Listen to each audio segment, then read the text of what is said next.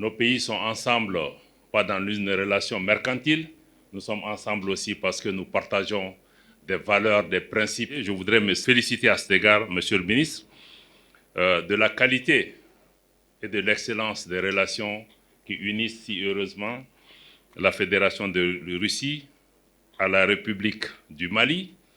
Et aussi rappeler, Monsieur le ministre, que votre visite ici s'inscrit dans le cadre de la nouvelle dynamique enclenchée par le gouvernement, qui est celle d'élargir et de diversifier les partenariats stratégiques du Mali en vue d'une réponse efficace.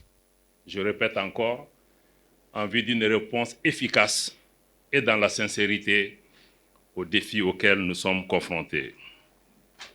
Monsieur le ministre, en faisant le choix de renforcer la coopération avec la Russie, le Mali veut aussi montrer et démontrer que nous n'allons pas continuer à nous justifier pour le choix de nos partenaires.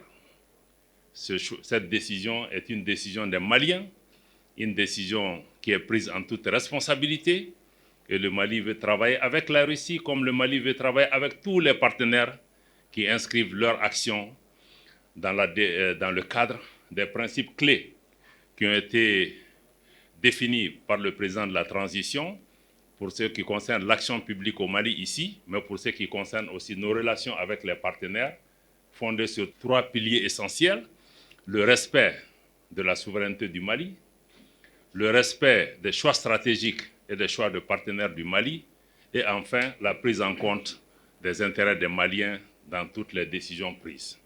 Je crois que c'est dans ce cadre que, Monsieur le ministre, nous assumons votre présence ici. Nous vous accueillons les bras ouverts. La Russie est ici à la demande du Mali et la Russie répond de façon efficace aux besoins du Mali en termes de renforcement des capacités de nos forces de défense et de sécurité, et nous souhaitons aussi améliorer cela sur le plan économique.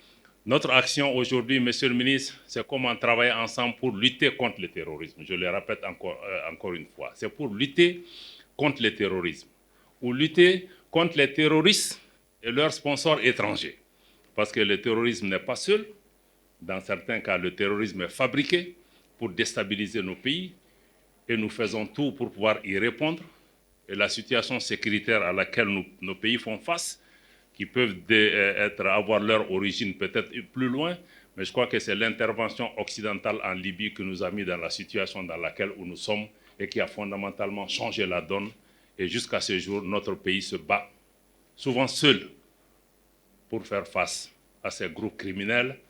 Et malheureusement, on est toujours accusé de violations des droits de l'homme, de ceci, souvent par des groupes terroristes qui eux-mêmes se transforment en témoins pour accuser l'État. Nous savons que les droits de l'homme sont aujourd'hui instrumentalisés, politisés pour des agendas cachés, à peine cachés, qui visent souvent à renverser des régimes pour pouvoir atteindre un certain nombre d'objectifs. Ceci, nous le savons. Nous travaillons avec la Russie pour pouvoir dépolitiser la question des droits de l'homme et aussi faire en sorte qu'elle ne soit pas instrumentalisée à ses fins.